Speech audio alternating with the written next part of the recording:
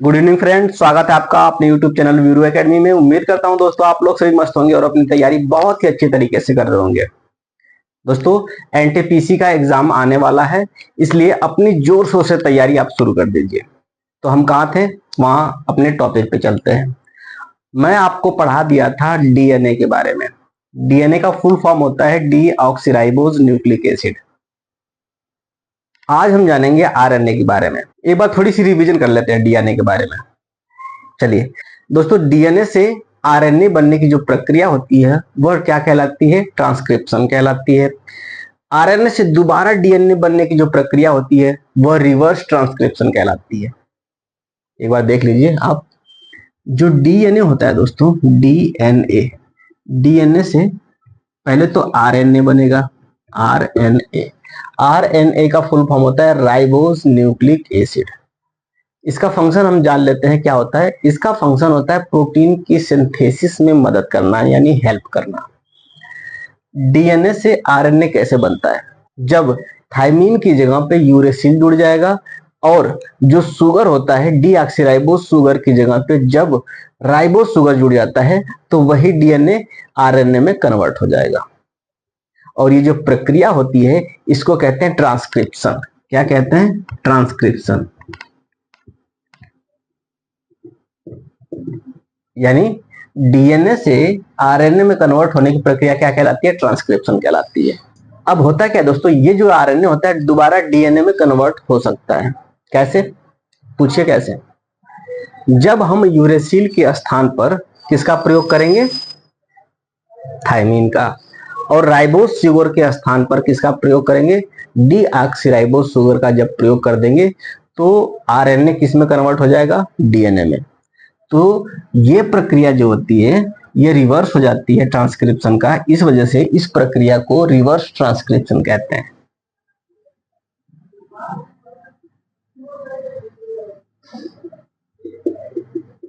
यहां तक क्लियर, ठीक है दोस्तों।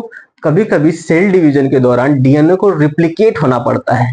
रिप्लिकेट कहने का मतलब एक डीएनए से दो डीएनए, दो डीएनए से चार डीएनए में बदलना पड़ता है। तो डीएनए से जो डीएनए बनता है, यानी डीएनए से जब दोबारा डीएनए बनता है तो ये प्रक्रिया क्या कहलाती है, रिप्लिकेशन कहलाती है। क्या कहलाती है, रिप्लिकेशन।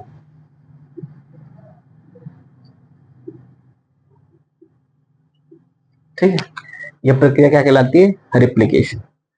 अब आरएनए से जब प्रोटीन बन जाता है टूट करके, तो ये प्रक्रिया क्या कहलाती है, ट्रांसलेशन कहलाती है। क्या कहलाती है, ट्रांसलेशन। ये हमने पिछले लेक्चर में जान लिया था। यहां तक क्लियर है, कोई डाउट किसी को, किसी को कोई डाउट? चलिए मिटा दो, आगे बढ़े। ये मिटा देता हूं। अब हम आगे बढ़ते हैं दोस्तों। अब हम जानेंगे आरएनए के बारे में। आरएनए का फुल फॉर्म होता है राइबोज न्यूक्लिक एसिड। लिख देता हूं यहां पे,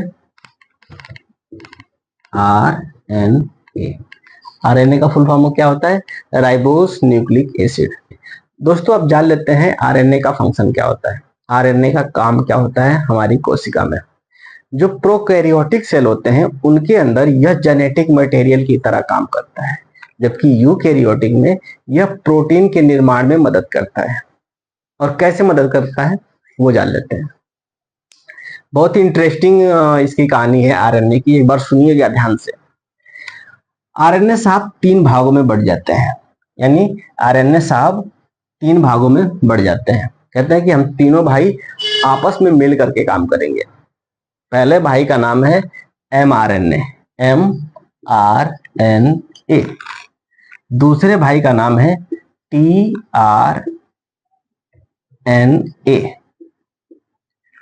और तीसरे भाई का क्या नाम है, आर, ये स्मॉल में लगा दीजिए, स्मॉल में, आरएनए। तीन भाई हैं, एमआरएनए, टीआरएनए, आरआरएनए। ये कहते हैं हम तीनों मिल करके राइबोसोम जो प्रोटीन बनाता है उसमें हम मदद करेंगे। अब कैसे मदद करते हैं ये देख लेते हैं। एमआरएनए का फुल फॉर्म होता है मैसेंजर आरएनए। टीआरएनए का फुल फॉर्म होता है transfer ribose nucleic acid. RNA का मतलब होता है ribosomal ribose nucleic acid. Ribosomal ribose nucleic acid, ये तीनों भाई हैं। तीनों भाई कहते हैं कि हम मिल करके किसका निर्माण करेंगे, प्रोटीन के निर्माण में मदद करेंगे। निर्माण नहीं करेंगे, निर्माण में मदद करेंगे। चलिए अब जान लेते हैं कि ये तीनों भाई कैसे काम करेंगे। हम कोई खाना खाते हैं या पानी पीते हैं, वह हमारे बक्कल कैविटी के रास्ते हमारे ऑसोफेगस में आएगा, फिर हमारे स्टोमच में आएगा, फिर स्मॉल इंटेस्टाइन, फिर लार्ज इंटेस्टाइन के थ्रू, एनस के थ्रू बाहर निकल जाएगा। अब इन रास्तों से होकर के जब खाना निकलेगा, जब छोटी आंत में खाना पहुंचेगा, तो वहां पर खाने का पूर्ण रूप से डाइजेशन भी हो चुका है और वहीं पे खाने का एब्जॉर्प्शन भी शुरू हो जाएगा। यानी छोटी आंत में खाने का एब्जॉर्प्शन शुरू हो जाएगा। एब्जॉर्प्शन कहने का अर्थ यह है अवशोषण। उसके अंदर जो भी पोषक पदार्थ रहेगा, स्मॉल इंटेस्टाइन में पाए जाने वाले विलाई की मदद से उन सारे पोषक तत्वों को एब्जॉर्ब करके ब्लड में मिला लिया जाता है। जबकि पानी की बात करें तो पानी का अवशोषण हमारे बड़ी आंत में होता है। यदि पानी का अवशोषण यदि छोटी आंत में हो जाएगा तो क्या दिक्कत हो जाएगी दोस्तों, बहुत बड़ी दिक्कत हो जाएगी, ब्लंडर मिस्टेक हो जाएगा। कैसे? क्योंकि खाना को आगे बढ़ने के लिए लिक्विड या चिपचिपा होना बहुत ही आवश्यक है, तभी क्रमाकुंचन गति के कारण वह बाहर जा पाएगा या आगे बढ़ पाएगा। यदि पानी का अवशोषण छोटी आंत में ही हो जाएगा तो खाना आगे बढ़ पाएगा? मेरे हिसाब से तो नहीं। मेरे हिसाब से क्या, साइंस के हिसाब से बढ़ ही नहीं पाएगा। इसका मतलब ये हो जाएगा या तो एसिडिटी हो जाएगी या फिर लार्ज इंटेस्टाइन या स्मॉल इंटेस्टाइन खराब होने के चांसेस हो सकते हैं। तो जब खाना का अवशोषण हो गया है, पानी का अवशोषण हो गया है, तो उसको किस में मिला दिया जाता है? ब्लड में। अब मान लेते हैं कि ये एक रास्ता है जिसके अंदर से ब्लड होकर के जाएगा। अब ये आरबीसी हो गया, डब्ल्यूबीसी हो गया। बोला था मैं आपको कि जो ब्लड होता है उसमें दो भागों में बटा होता है, पहला सॉलिड पार्ट और दूसरा लिक्विड पार्ट। लिक्विड पार्ट में प्लाज्मा वगैरह होता है और सॉलिड पार्ट में क्या होता है? आरबीसी, डब्ल्यूबीसी और प्लेटलेट्स वगैरह होते हैं।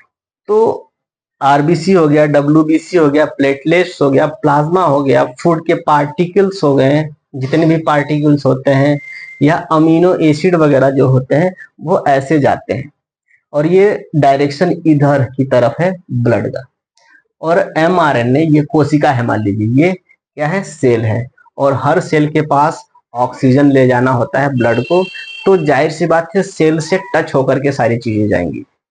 तो यहीं पे एमआरएनए बैठा होता है और ऐसे ये मुंडी नीचे करके देखता रहता है। ये मान लीजिए कि कोशिका है, कोशिका से बाहर इसने मुंह निकाला हुआ है और ये इसकी आंख है। सही है? दिख रहा होगा। अब देखता है कि ये आरबीसी है, ये हमारे काम की चीज नहीं है, और ये इसके पास हाथ है, ये इसके पास हाथ है, हाथ भी बना दिया हमने। और ये, हाँ ऐसे बना देता हूँ समझने के लिए आपको, पैर वगैरह सब बना देता हूँ। ठीक, ये एमआरएनए है और इसके पास ये दो हाथ है पकड़ने के लिए। समझ में आ रहा है? ठीक है। अब होता क्या है दोस्तों, ये आरबीसी वगैरह को जाना देता है, ये जितने भी फूड होते हैं। अब फूड की बात मैं क्यों कर रहा हूं? क्योंकि जो प्रोटीन होता है दोस्तों, प्रोटीन जो होता है, यहां देखना, यहां ध्यान से देखना, प्रोटीन जो होता है वह कितने अमीनो एसिड से मिलकर बना होता है? 20 अमीनो एसिड से मिलकर के क्या बनाता है? एक प्रोटीन का निर्माण करता है। वहां तक क्लियर है आपको? यानी 20 अमीनो एसिड मिलकर के एक प्रोटीन का निर्माण कराएंगे। अब 10 और 10 हमने क्यों लिखा है? 10 जो अमीनो एसिड होते हैं वो हमारी बॉडी खुद सिंथेसाइज कर लेती है, यानी 10 अमीनो एसिड का निर्माण हमारी बॉडी खुद कर लेती है। बाकी जो 10 अमीनो एसिड होते हैं वो भोजन से प्राप्त करता है। कहां से प्राप्त होता है? भोजन से। तो जो 10 अमीनो एसिड है वो तो हमारा बॉडी खुद सिंथेसाइज कर ले रहा है, बाकी 10 जो है वो किससे ग्रहण करेगा? भोजन से। ठीक है, यदि 10 से प्रोटीन बन जाता तो हम बाहर से क्यों खाते हैं? 20 अमीनो एसिड मिलकर ही प्रोटीन का निर्माण करेगी। जैसे 38 एटीपी मिलकर क्या बना रहा था? एक ग्लूकोज बना रहा था। ठीक वैसे ही 20 अमीनो एसिड मिलकर क्या बनाएगा? एक प्रोटीन का निर्माण करेगा।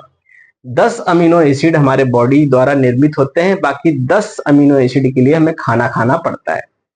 अब यहां ध्यान दीजिए, खाना डाइजेशन हो चुका है, ब्लड में मिला दिया है, ब्लड ये जा रहा है, ब्लड ये रहा, ये रहा। अब ये mRNA क्या करता है? इस भोजन, मान लेते हैं ये फूड है, क्या है? फूड है, फूड यानी भोजन। भोजन में मौजूद अमीनो एसिड को ये क्या कर लेता है? पकड़ लेता है। अमीनो एसिड को पकड़ने के बाद ये किसको दे देता है? अब ये खुद तो लेके जाएगा नहीं, क्यों नहीं लेके जाएगा? किसके पास?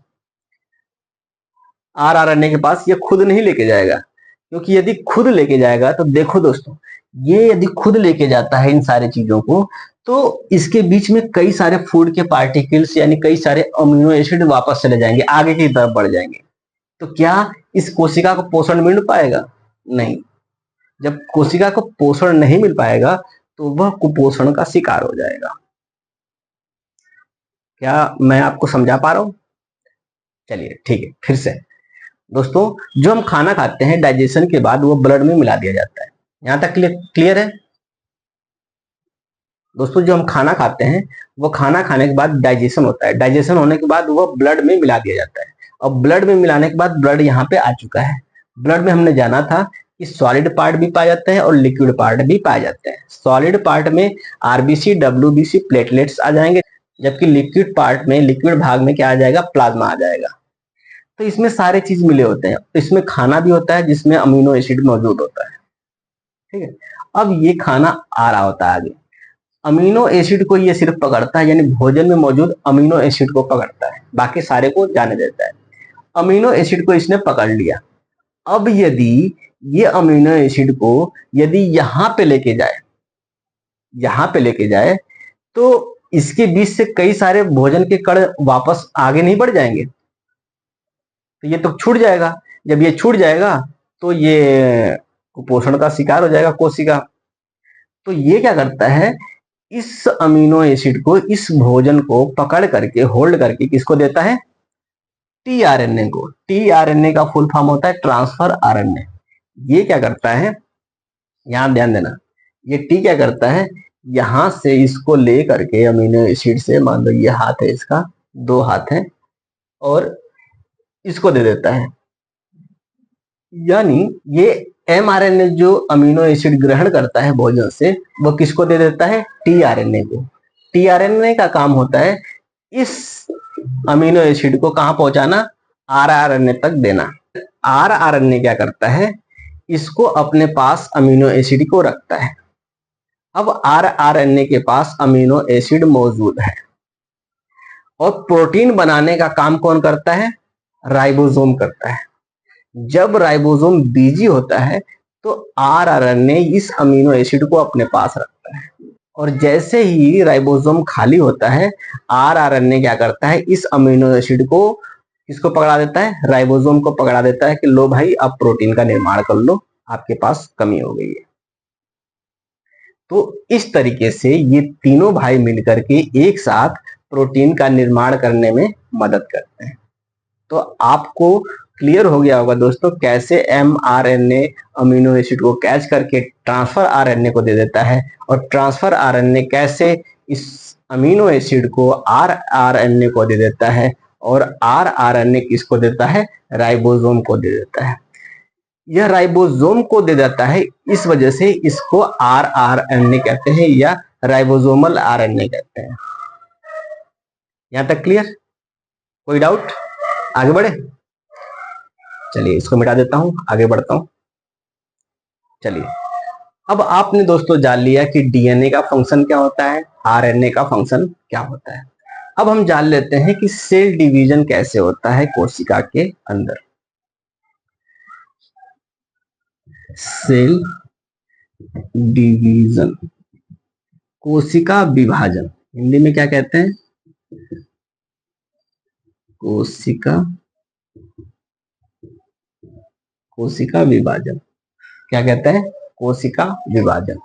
दोस्तों, कोशिका विभाजन क्या होता है, सबसे पहले ये जान लेते हैं। कोशिका विभाजन यानी एक कोशिका से जब वही कोशिका दो कोशिका में कन्वर्ट हो जाती है तो उसे क्या कहते हैं? कोशिका विभाजन कहते हैं। इसकी जरूरत क्यों पड़ी, चलिए ये भी जान लेते हैं। मान लेते हैं कि कोई एक्सीडेंट हो गया किसी व्यक्ति का और वहां से कुछ पार्टिकल या कुछ टिश्यू या कुछ मसल्स हमारे बाहर निकल गए।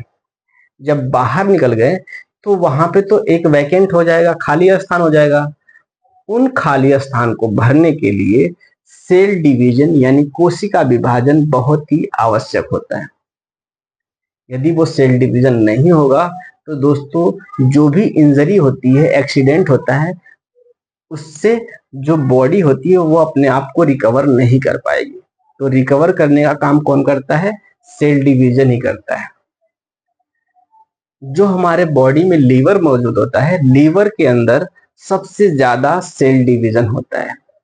और सेल डिवीजन करने का काम कौन करता है?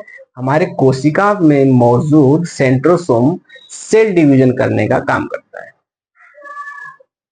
अब हम जान लेते हैं दोस्तों कि सेल डिवीजन कितने प्रकार के होते हैं। सेल डिवीजन जो होता है वो मुख्य रूप से 3 प्रकार के होते हैं। अब वो भी जान लेते हैं। पहला होता है असूत्री, असूत्री विभाजन। दूसरा होता है समसूत्री, समसूत्री विभाजन। और तीसरा होता है अर्धसूत्री विभाजन, अर्थ नहीं अर्धसूत्री विभाजन। असूत्री विभाजन, इसे इंग्लिश में एमाइटोसिस बोलते हैं और समसूत्री विभाजन को माइटोसिस बोलते हैं और अर्धसूत्री विभाजन को मियोसिस बोलते हैं। क्या बोलते हैं? मियोसिस।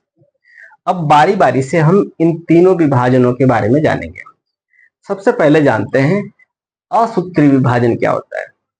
दोस्तों, असूत्री विभाजन एक ऐसी विभाजन होती है जिसमें क्या होता है, किसी प्रकार का कोई रूल रेगुलेशन काम नहीं करता है। बस आओ, जन्म लो और बच्चे पैदा करो, आओ जन्म लो बच्चे पैदा करते रहो।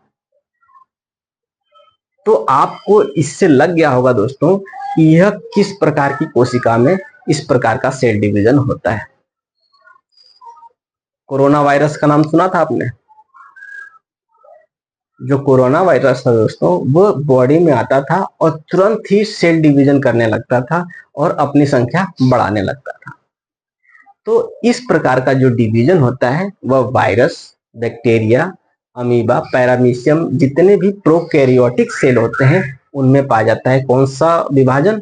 असूत्री विभाजन या एमाइटोसिस। इसमें क्या होता है दोस्तों, ध्यान देना। असूत्री विभाजन में क्या होता है, एक कोशिका होता है, उसके अंदर न्यूक्लियस भी पाया जाता है। अब न्यूक्लियस पाया जा रहा है तो न्यूक्लियस मेम्ब्रेन तो होता नहीं है।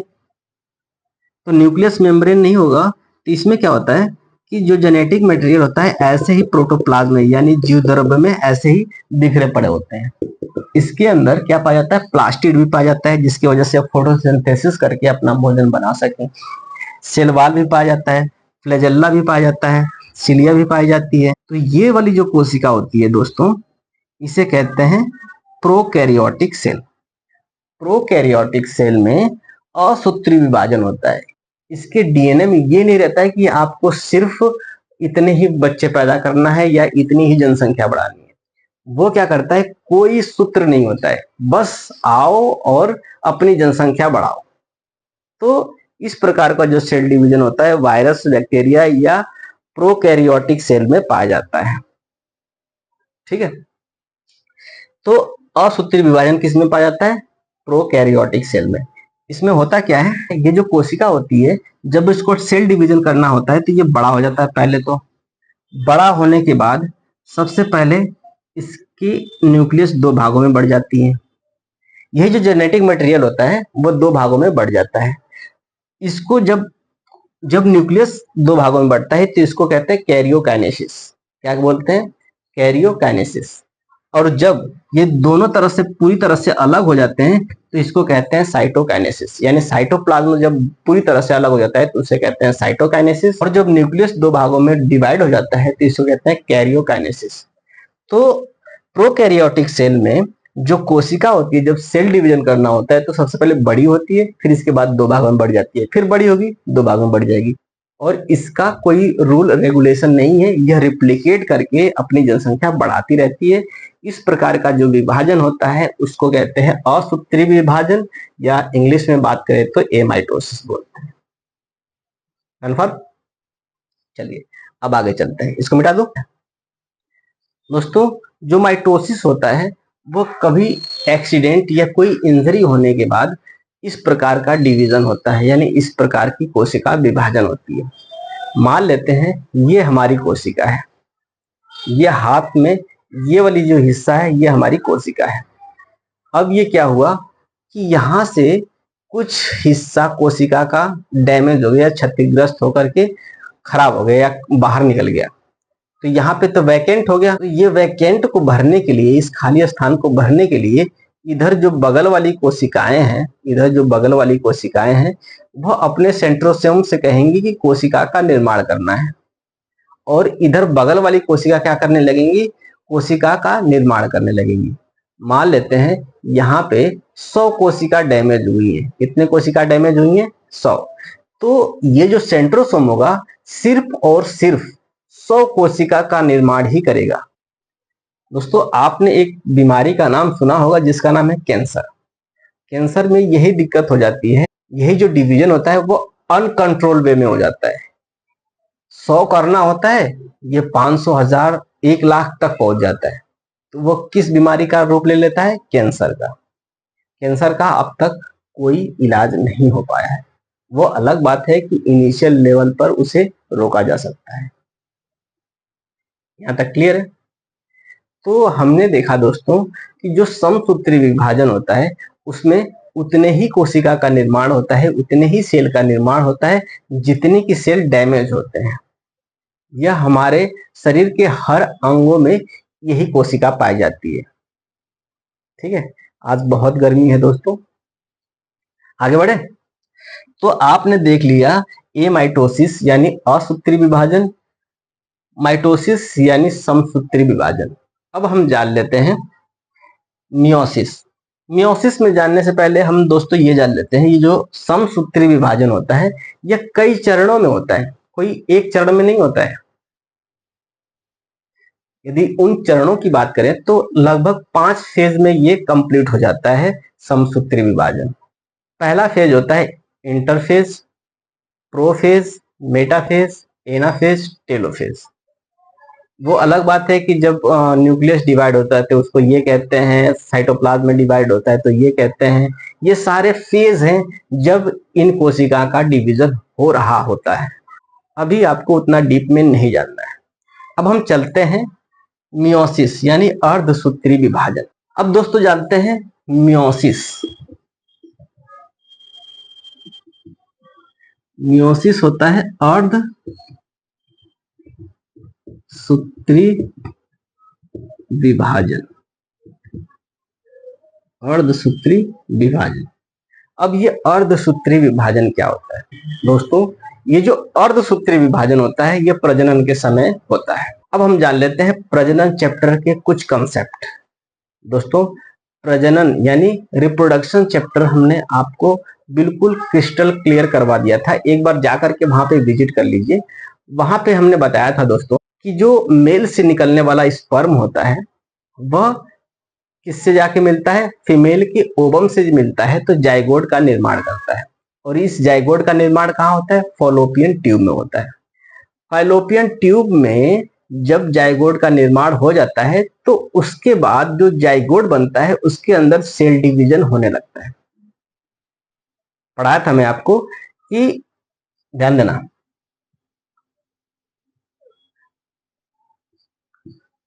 देखो हमने बताया था दोस्तों, यही डायग्राम था लगभग।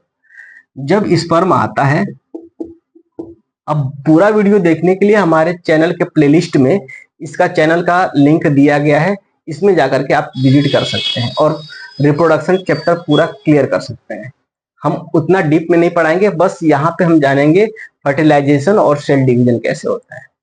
ठीक है, तो ये स्पर्म आ रहा होता है, स्पर्म आ रहा होता है और यहाँ पे जो ओवम होता है फीमेल का फॉलोपियन ट्यूब में एडल्ट यानी मैच्योर कंडीशन में मौजूद होता है। जब स्पर्म आकर के इसको फर्टिलाइज कर देता है यानी निषेचित कर देता है, तो यह जाइगोट का निर्माण कर देता है। जाइगोट को हिंदी में कहते हैं युग्मनज। क्या कहते हैं?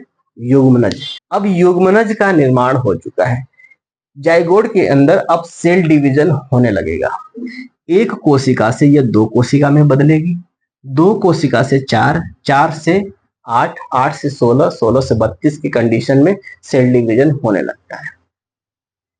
इसमें क्या मिला? पहला तो मेल और दूसरा फीमेल का गैमेट। मेल का स्पर्म और फीमेल का गैमेट आपस में मिला। तो यहाँ पे क्या होता है, लिंग जो होता है, अब इसको मिटा दूं, ये तो हमने जान लिया, चलिए इसको यहीं रहने देता हूं, यहां पे बता देता हूं। अब यहाँ पे जो स्पर्म होता है दोस्तों, स्पर्म में जो क्रोमोसोम होता है वह 46 होता है, यानी मेल में जो स्पर्म होता है उसमें कितना होता है गुणसूत्र? 46। और फीमेल में भी कितना होता है? फीमेल के अंदर कितना क्रोमोसोम होता है? 46। यदि बात करें पेयर की तो 23 पेयर क्रोमोसोम पाया जाता है दोनों में, मेल और फीमेल दोनों में। ठीक है, यहां तक क्लियर?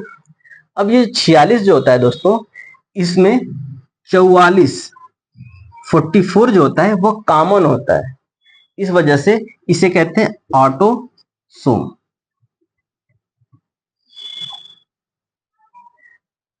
इसके अंदर भी 44 कॉमन होगा, तो इसे क्या कहेंगे? इसको भी क्या कहेंगे? ऑटोसोम।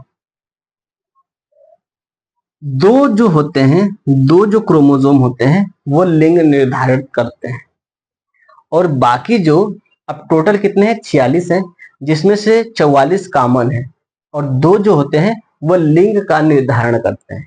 इसको लिंग क्रोमोसोम कहते हैं, या हेट्रोसोम कहते हैं, या ऑलोसोम भी कहते हैं। तो हम इसको ऑलोसोम कह देते हैं, ऑलोसोम, या इसको हेट्रोसोम भी कहते हैं। ठीक है, और ये जो 46 पेयर क्रोमोसोम होता है जिसमें 44 तो ऑटोसोम होता है, बाकी दो क्या हो जाएंगे? बाकी जो दो हैं वो क्या हो जाएंगे? ऑलोसोम या हेट्रोसोम। ये दोनों कॉमन नहीं होते हैं, ये क्या करते हैं? लिंग का निर्धारण करते हैं किसी भी बेबी के अंदर। अब होता क्या है दोस्तों, ये ऑटोसोम जो होता है ये पूरे बॉडी का निर्माण करता है, पूरे बॉडी का निर्माण करता है। ये भी क्या करेगा? पूरे बॉडी का निर्माण करेगा। आपको दिखाई दे रहा है दोस्तों? तो यहाँ पे फिर से जान लीजिए, मेल के अंदर कितने क्रोमोसोम पाए जाते हैं? 46। यदि पेयर की बात करें तो 23 पेयर, जिसमें से 44 जो क्रोमोसोम होता है, 22 पेयर जो होता है वो ऑटोसोम कहते हैं, और एक पेयर यानी दो जो क्रोमोसोम होते हैं उसे हेट्रोसोम कहते हैं या ऑलोसोम कहते हैं। यह लिंग का निर्धारण करते हैं, यह ऑटोसोम से अलग होते हैं। ठीक वैसे ही फीमेल के अंदर भी होता है, 44 क्रोमोसोम होते हैं जिसे ऑटोसोम कहते हैं। पेयर की बात करें तो 22 पेयर ऑटोसोम होते हैं और एक पेयर लिंग निर्धारण करने वाले क्रोमोसोम होते हैं। ये मिटा दूं? कोई ना, ये भी मिटा देता हूं ताकि आपको समझ में आ जाएगा। ठीक, अब ध्यान देना दोस्तों, जब चाइल्ड का निर्माण होगा, ध्यान देना, जब चाइल्ड का निर्माण होगा तो ये 44 जो ऑटोसोम होगा, 44 में से आधा यानी 22,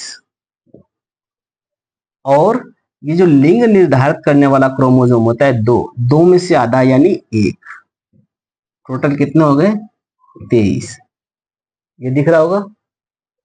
ठीक, अब यहां देखिए दोस्तों, फीमेल में भी ठीक वैसे ही होता है, 44 में से 22 और इसमें से 1, टोटल कितने हो गए? 23।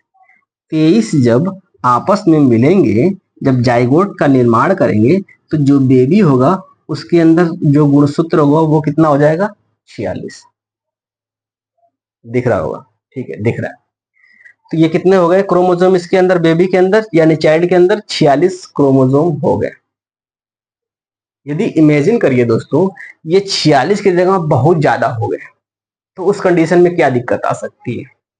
उस कंडीशन में 4 हाथ हो जाएंगे, 4 पैर हो जाएंगे, 4 आंखें हो जाएंगी और 4 सर हो जाएंगे। इस वजह से ये क्या होता है, अर्धसूत्री विभाजन होता है। यदि अर्धसूत्री विभाजन नहीं होता, अर्धसूत्री विभाजन कहने का मतलब ये जो ऑटोसोम है उसका आधा, ये जो लिंक क्रोमोसोम है उसका आधा, और ये जो ऑटोसोम है इसका आधा, और ये इसका आधा जो चाइल्ड में होता है वह 46 पेयर क्रोमोसोम ही पहुंचता है। इस वजह से इसको अर्धसूत्री विभाजन कहते हैं। यदि अर्धसूत्री विभाजन नहीं होगा तो वह संतान नहीं शैतान पैदा होगा। होता है ना कभी कभी ऐसा हो जाता है। आपने देखा होगा दोस्तों कि एक क्रोमोसोम के आगे या पीछे होने की वजह से क्या होता है, ट्रांसजेंडर पैदा हो जाते हैं। यदि 46 क्रोमोसोम ज्यादा हो गए तो कैसा इंसान पैदा होगा आप कल्पना भी नहीं कर सकते। हालांकि ऐसा होता नहीं है, ठीक है। तो आपने देख लिया दोस्तों सेल डिवीजन कैसे होता है चाइल्ड के अंदर। एक चीज और बता दूं आपको दोस्तों, ये जो बच्चा पैदा होगा इसका जो लिंग निर्धारण करने का काम करता है वह मेल का क्रोमोसोम काम करता है। मेल क्रोमोसोम बच्चे के अंदर लिंग का निर्धारण करता है, लेकिन साक्षरता न होने की वजह से जो समाज है वह औरत को दोष देता है कि यह हमारे वंश को आगे नहीं बढ़ा पा रही है या हमारे वंश को संतान नहीं दे पा रही है। लेकिन यदि वही औरत शिक्षित हो जाए तो वह कह सकती है कि इसमें हमारी कोई गलती नहीं है।